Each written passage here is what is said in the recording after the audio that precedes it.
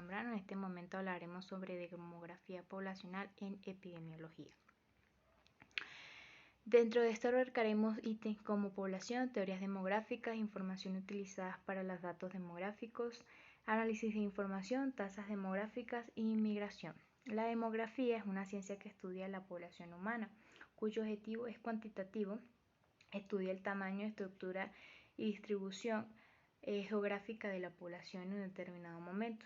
Tenemos dos tipos de demografía, la estática y la dinámica. La estática es la que se encarga del estudio de la población o sus características y problemas de la población. La dinámica es la encargada de estudiar todos los cambios y la evolución que tiene una población en específico. Como tal, las teorías aplicadas para el estudio de la demografía tenemos la malthusiana, la neomalthusiana y la reformista, que fueron las primeras que se estudiaron, y la transición epidemiológica. De la transición epidemiológica se sabe que muestra o señala un desequilibrio entre la tasa de la mortalidad y la natalidad, teniendo como consecuencia un alto crecimiento poblacional. La teoría malthusiana se encarga se dio en la época de la Revolución Industrial.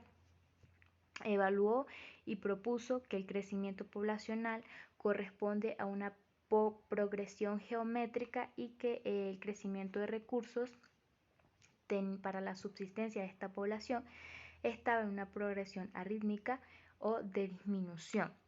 Por otro lado, la teoría también propone controlar el crecimiento poblacional mediante controles de natalidad. Por su parte, la teoría neomalthusiana respalda la teoría de malthusiana, que se encuentra de acuerdo con los controles de natalidad. Es una de las pioneras también en la creación de los métodos anticonceptivos. Por su parte, la teoría reformista es aquella que se creó para los países periféricos en respuesta a los riesgos.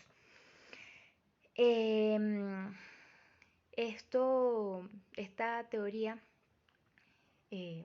daba a conocer que el gran consumo de las naciones grandes dejaban sin recursos a las poblaciones más pequeñas, dando paso a una miseria. Por su parte, la población comprende la cantidad total de habitantes de un determinado lugar, cuyas características básicas son estructurales y dinámicas. Dentro de las estructurales tenemos la densidad, el sexo, la edad de la distribución y la ocupación del individuo. Dentro de las dinámicas tenemos la natalidad, mortalidad y migración.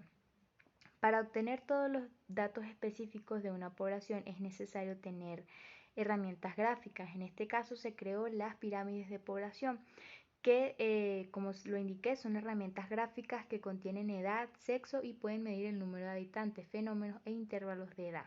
Son tres tipos: la pirámide progresiva, la estacionaria y la regresiva.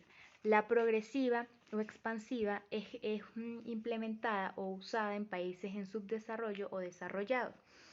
Esta nos muestra que su natalidad es alta, pero su esperanza de vida es baja, a diferencia de la estacionaria y la regresiva. La estacionaria o estancada se llama así o se le denomina así porque su natalidad está estancada. Solo hay índice de crecimiento en la mortalidad.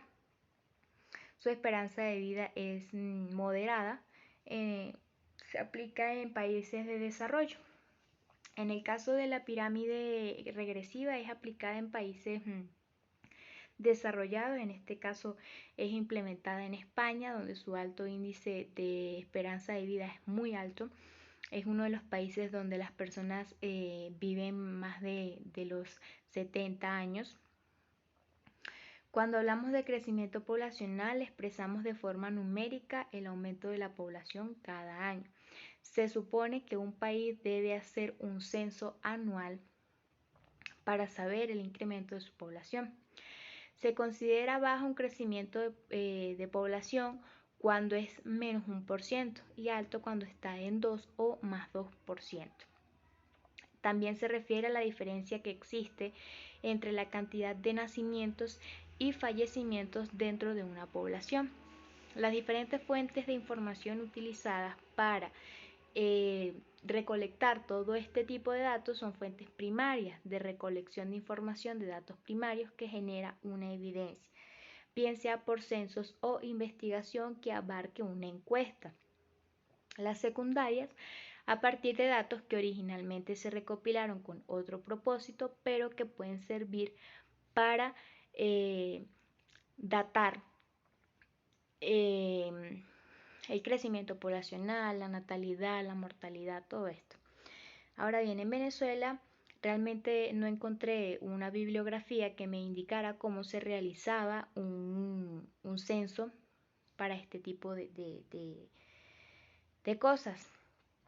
Pero sí recuerdo que en Venezuela se hacía un censo para saber cuántas personas viven en un hogar, cuántas personas tienen alguna enfermedad de cualquier tipo, degenerativa, cuántas personas están estudiando. Todo esto, todas estas fuentes de información le permiten, en este caso al gobierno de dicho país, saber cuántas personas están escolarizadas. Un ejemplo, cuántas personas tienen enfermedades degenerativas.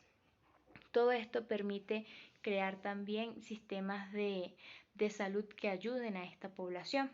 En este caso, es un ejemplo, si hay en Mérida un municipio que tenga un 50% de niños no escolarizados,